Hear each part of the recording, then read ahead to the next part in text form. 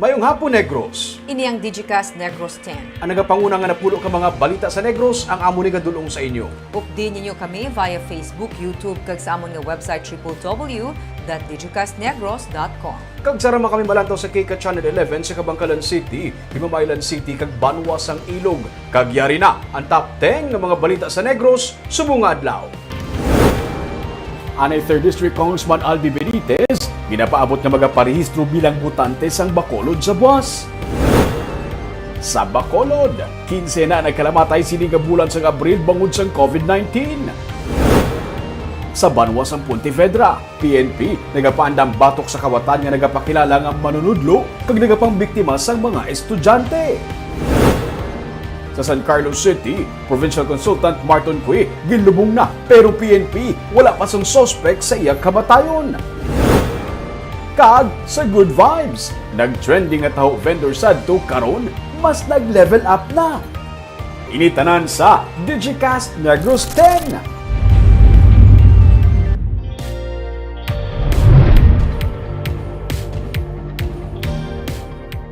Sa number 10, Bagyo Bising ang yara na sa bahin sang Luzon pero mangin magulugal umon sa gihapon ng panahon sa Bacolod City kag Negros Occidental. Base sa severe weather bulletin sang pag-asa, yara sa nasidlangan nga bahin sang Tuguegarao City, Cagayan, ang bagyo nga may maximum sustained winds nga 175 kilometers per hour. Malapit sa sentro, kag may pagmadlos nga tubtub sa 215 kilometers per hour. Wala na sang tropical cyclone wind signal sa Visayas, pero may yara sa gihapon sang localized thunderstorms sa tunga sa mapaang panahon. Gani ginapaandaman ng publiko nga maghalong batok sa flash flood kag landslide sa mga lugar nga may pagbunok sang ulan. Mangin mabalod man ang kadagatan sa nasidlangan nga bahin sang pungsod tugas sang bagyo. Base sa forecast sang pag-asa, magagwa sa Philippine Area of Responsibility ang bagyo sa Sabado sang gabi o kung sa Domingo sang aga.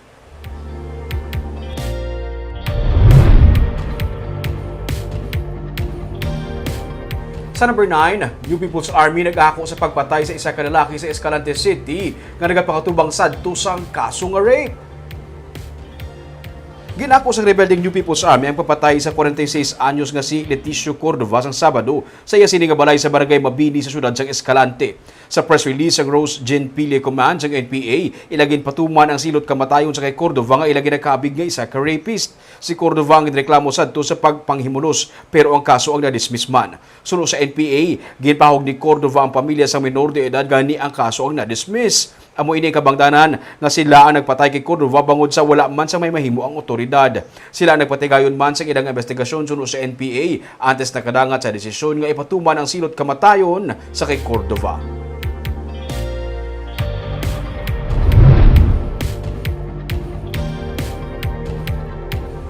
Sa number 8, PNP sa Pontevedra nagapaandam batok sa mga kawatan nga nagapakuno-kuno nga mga manunudlo kag nagapang biktima sa mga kabataan.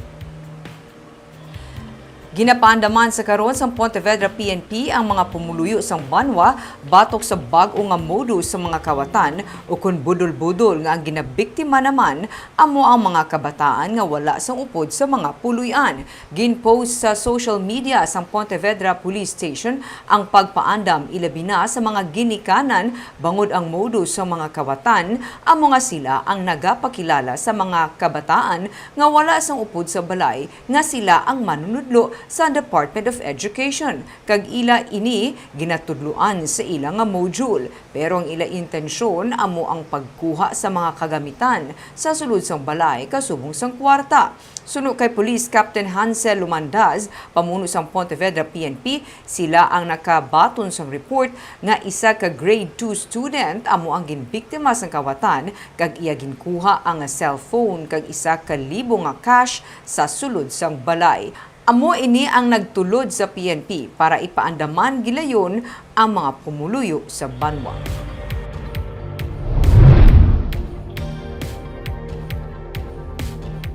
Sa number 7, sa San Carlos City, ginlubong na ang provincial consultant nga si Martin Cui. Pero tubtub sa karon, ini sa gihapon na hibaluan sa PNP kung ano ang motibo sa pagpatay sa iya. Gilubong na kahapon sa syudad sa San Carlos si Provincial Consultant on Hospital Operations nga si Marton Cui. Masobra isa ka semana matapos siya nga giluthang nga nagresulta sa iya kamatayon. Si Cui ang giluthang sa wala pa sa gihapon makilalaan nga persona sang Abril 12 sang gabi samtang hana nga masakay sa iya nga salakyan sa guwa sang iya nga opisina sa San Carlos. Nalubong na ang biktima pero tubtob karon blanco pa ang PNP kag ang gintukod nga Special Investigation Task Group kung ano ang motibo sa pagpatay kay Cui.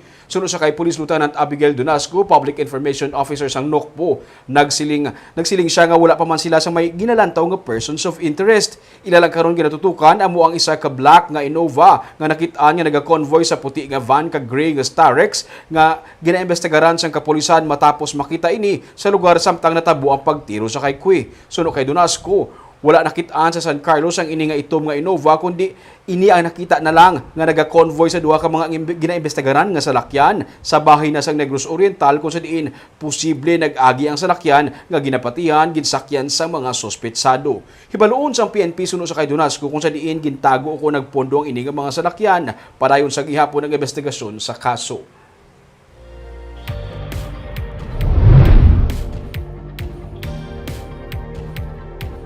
Sa number 6, suspect sa nagpatay sa 4 ka maghimata sa Bacolod City ang napasakaan na sang kaso.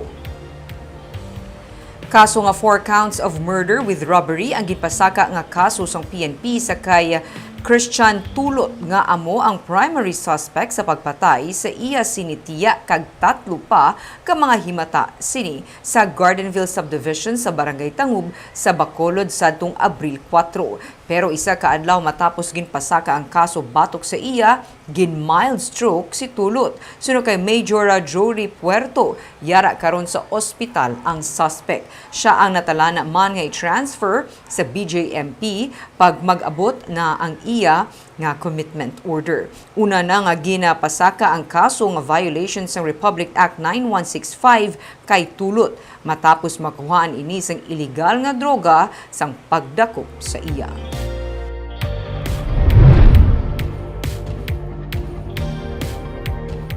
Sa number 5, by 4,700 na ka mga baboy ang ginpadala sa probinsya sa Luzon as of April 18.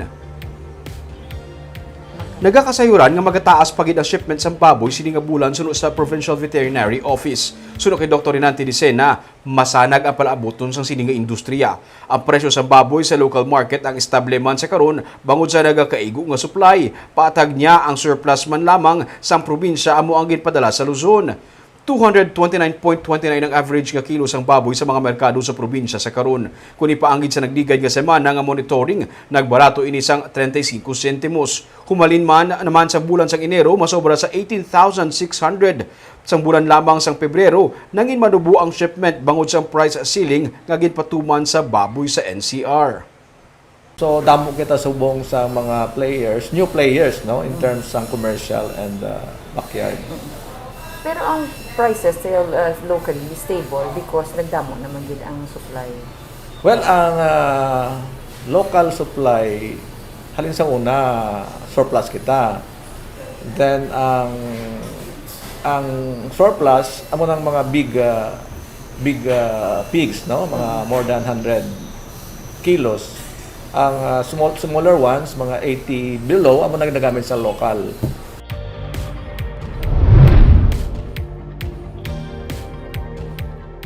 Sa number 4, ginpaidalom sa emergency disinfection ang government center sang Sagay City, Subong nga adlaw.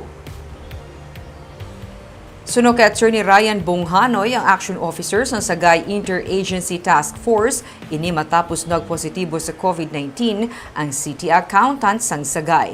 Ginpaidalom naman sa swabbing ang makatapos ang city accountant's office kay nasang aga, sunog kay Bonghanoy. Buwas nga adlaw, magabukas ang government center, magluwas na lamang sa talatapan sang city accountant. Samtang, partial naman nga magabukas ang government center sang Sipalay City, buwas. Sa announcements ng LGU sa page sini sa mga magabukas nga talatapan, 50% ang maga-report nga workforce. Sa mga ginpaidalom sa swab test, maka-report lamang sila kung may ipakita nga negative RT-PCR test result. Samtang padayon naman nga sirado ang City Mayor's Office, CMO Barangay Affairs Unit, Office of the City Administrator, Bids and Awards Committee, kag City Tourism Office.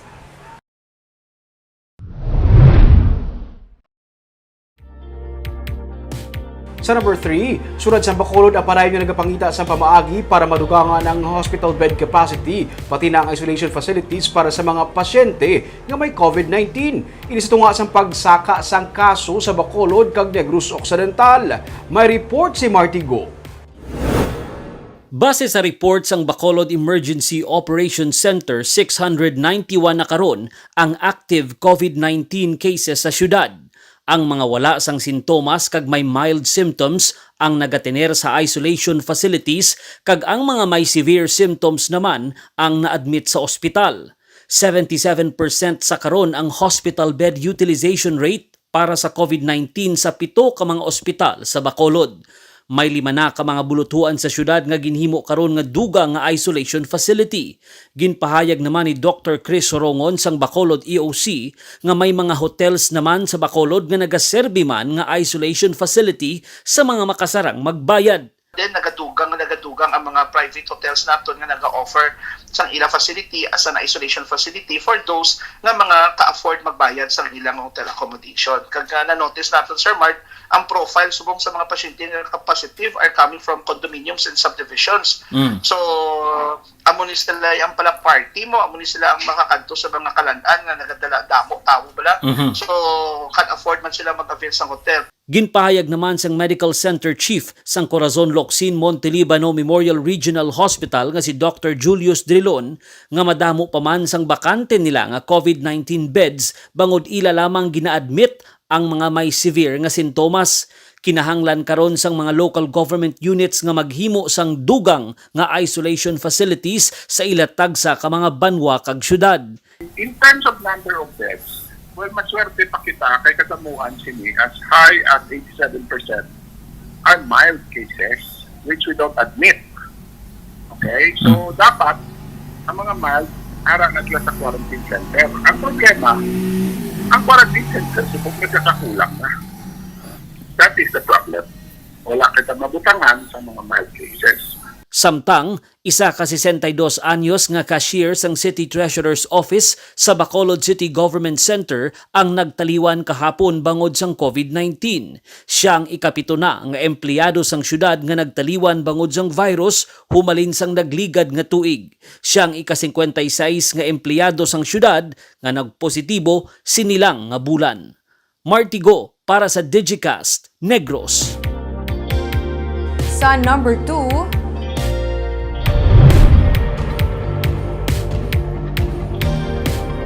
145 ang na-record nga naka-recover gikan sa virus sa Negros Occidental sa dato sini isang Martes.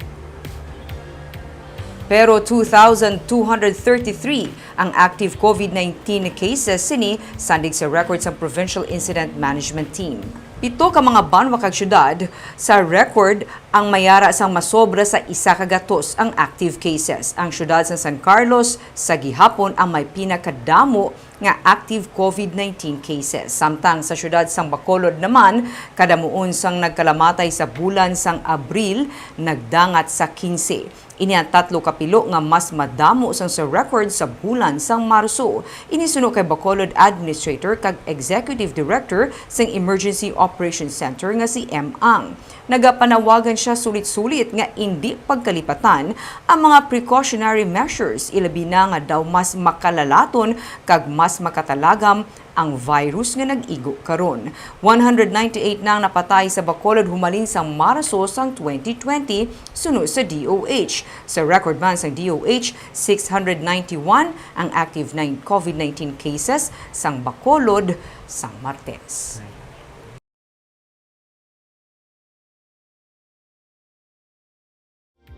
Kag sa numero 1 sa mga balita subong nga adlaw.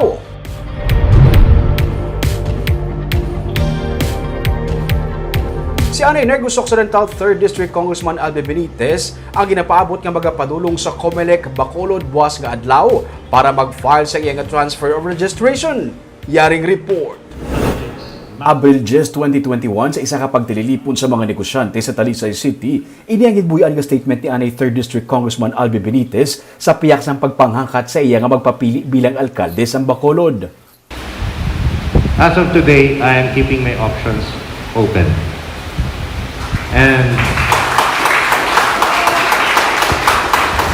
But it is because of not the glamour of the position, not because of the prestige or authority that comes with it. It's probably because of what people see and what people have mentioned earlier today, that maybe it's about time something different should be.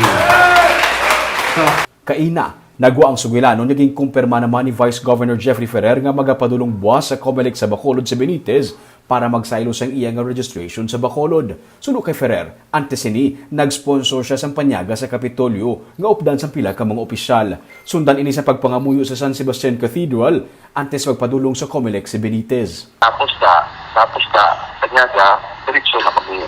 Mas kanto pa ka mo sa simbahan? Kung COMELEC?